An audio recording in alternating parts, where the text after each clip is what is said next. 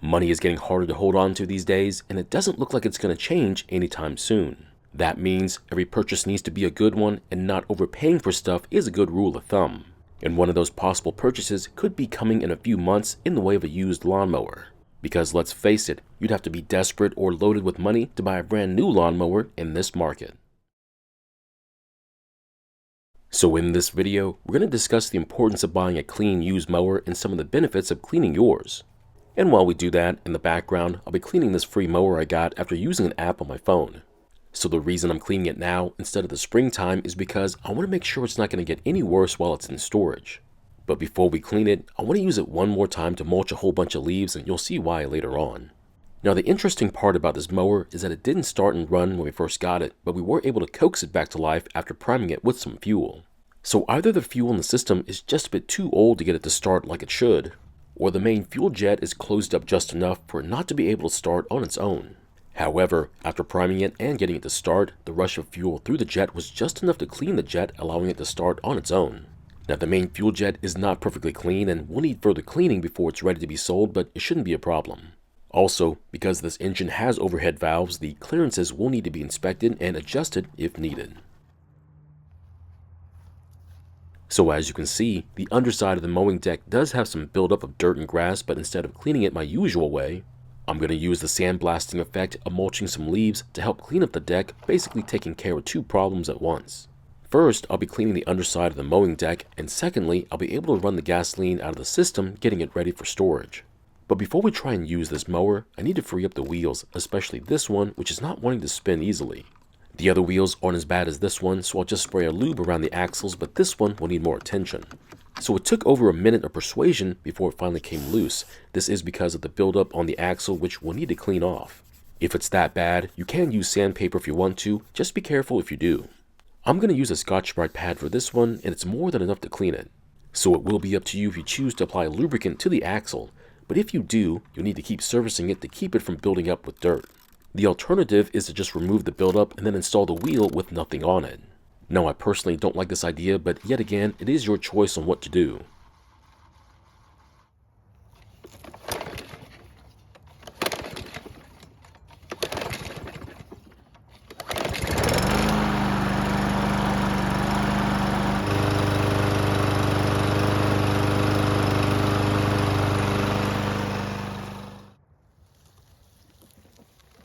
And after 30 minutes or so, the mower now looks even worse. It's covered in inches of leaf litter, but the area does look a whole lot better. And because there's so much litter on the mower, I'll use my trusty orange leaf blower to make it disappear. The reason why there's so much stuff on top of the mowing deck is because there's a leak at the seal for the rear discharge door. I guess we could just add an additional seal to the door, but it's not our main concern at the moment. But even with the very capable leaf blower, there's still a lot of dirt still stuck to the mower. So here's what the underside of the mowing deck looks like after all that mulching. And as you can see, all that flying debris was able to clean the dirt and grass that was stuck to the mower.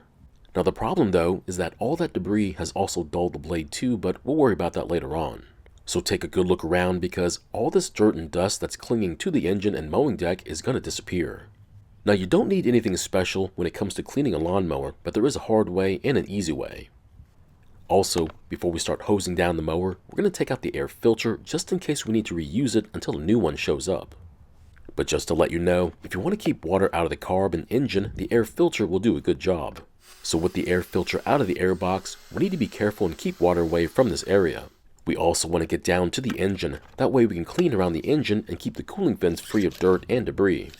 But after getting the recoil assembly off the engine, come to find out the recoil is not working smoothly. This is more than likely from dirt and debris getting to the spring area, and it could benefit from a good cleaning. Now, if you use a lawnmower in a dirty environment, just like we did with the leaves, it could result in everything getting extremely dirty. And we could probably take the recoil apart and clean it, but we'll try doing it the easy way first. Remember, you can't just spray a lube into the spring area. You need to clean that area first, otherwise the dirt could clump up and make it worse. Now this is not the ideal way of cleaning the spring, but using a degreaser and water sprayer makes it a lot easier.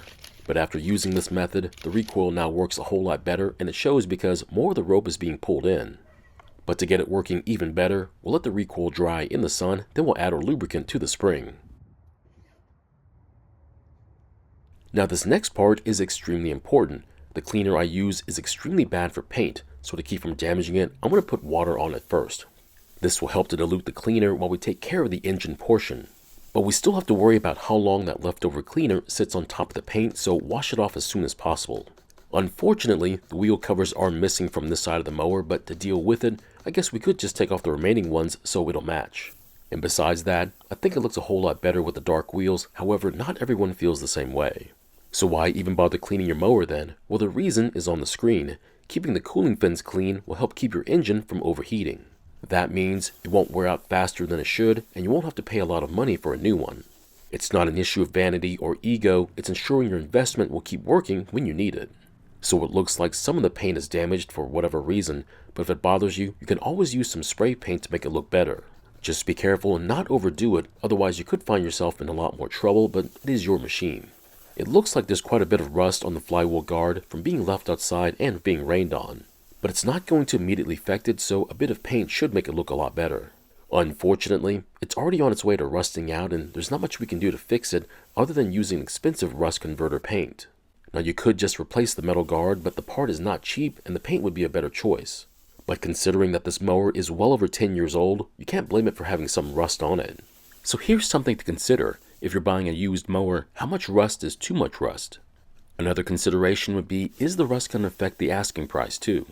Keep in mind you're buying a used mower, which means making an offer would be normal, if not almost recommended.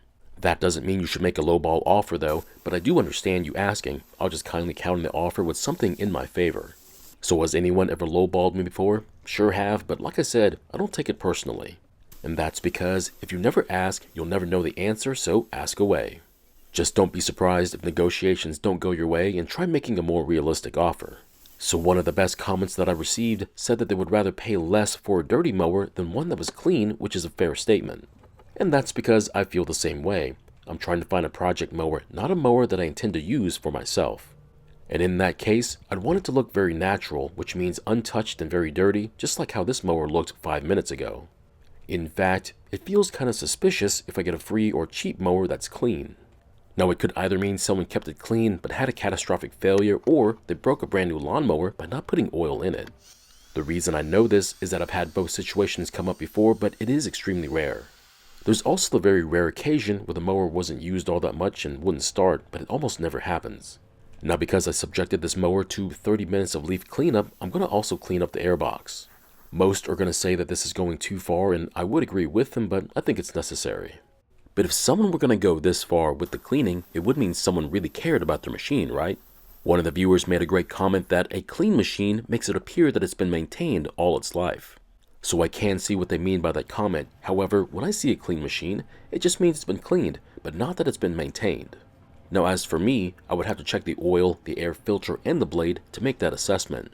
And that's because those are the items I have to deal with when bringing a mower back into service. So for me, a clean mower doesn't mean that much if the other items all need attention. What the cleaning means to me is a better presentation when I sell them, and the main reason why is because I'm asking quite a lot of money for them, which I think is a fair price for what I do to them to get them ready for sale. So what exactly do I do to them to get them ready for sale then?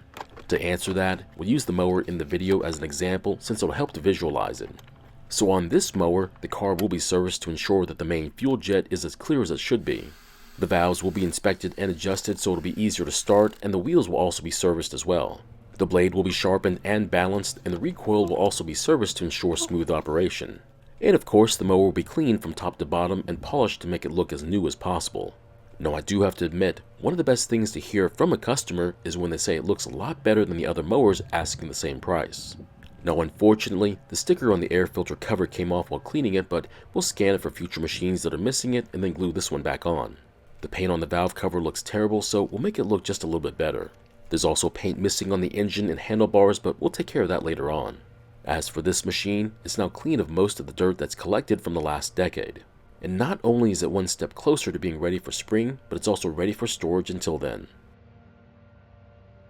So my question is, do you need any more convincing when it comes to cleaning not only your mower, but also your other equipment? Thank you for watching. I really do appreciate your time here. Please feel free to ask me any questions about this project or about your own projects, and I hope to see you in the next video.